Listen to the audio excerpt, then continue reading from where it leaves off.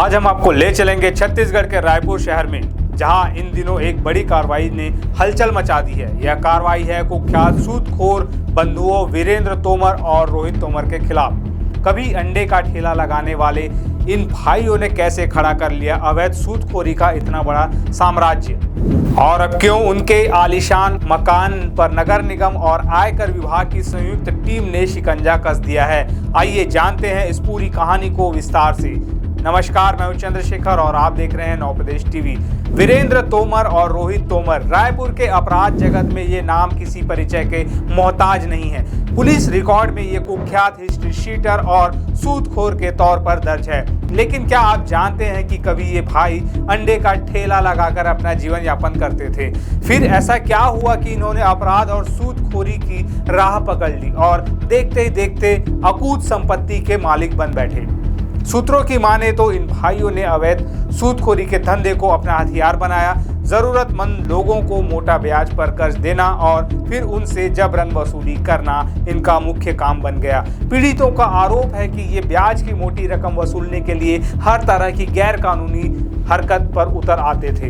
धमकी देना, मारपीट करना और यहाँ तक कि कर्ज के बदले लोगों की संपत्तियों पर कब्जा कर लेना भी इनके लिए आम बात थी। इनके काले कारनामों की फहरिस्त यही खत्म नहीं होती। रायपुर के अलग अलग थानों में इन दोनों भाइयों के खिलाफ कई गंभीर आपराधिक मामले दर्ज हैं। इनमें मारपीट, जान से मारने की धमकी, अवैध हथियार रखना और जमीन की फर्जी रजिस्ट्री जैसे संगीन आरोप शामिल है। पीड़ितों की अनगिनत शिकायतों के बावजूद ये भाई शायद कानून की पकड़ से दूर ही थे, लेकिन अब लगता है कि इनके बुरे दिन शुरू हो गए हैं। हाल ही में पुलिस और प्रशासन की एक संयुक्त टीम ने तोमर बंधुओं के भाटा गांव स्थित आलीशान बंगले पर छापा मारा। इस कार्रवाई में जो कुछ बरामद हुआ उसे देखकर हर कोई हैरान रह गया। ऐसा लग रहा था मानो किसी राजा के खजाने पर हाथ लग गया हो। छापेमारी के दौरान बंगले से भारी मात्रा में नकदी, सोने चांदी के जेवरात और लग्जरी गाड़ियां बरामद हुई। गिनती करने पर पता चला कि मौके पर पूरे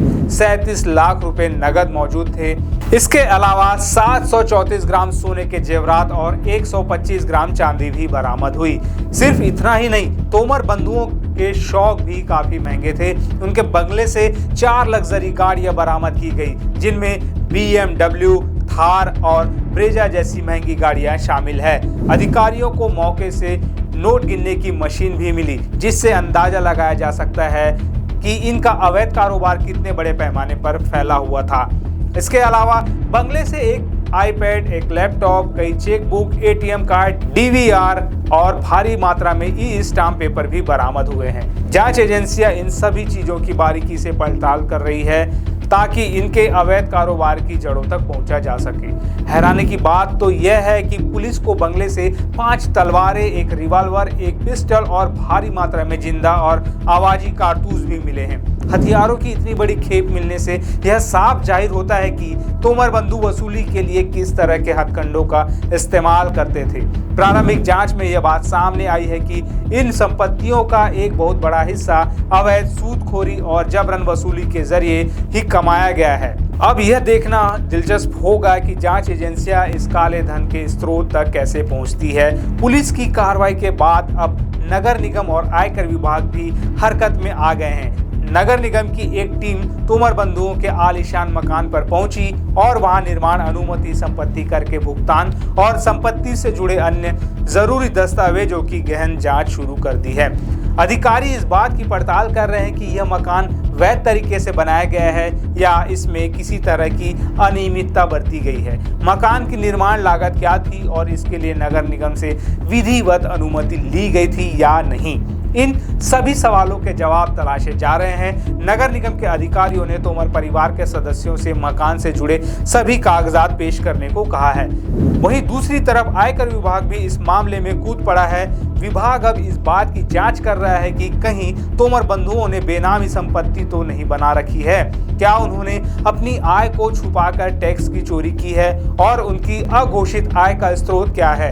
आयकर विभाग जल्द ही तोमर परिवार के सदस्यों से इस बारे में पूछताछ कर सकता है।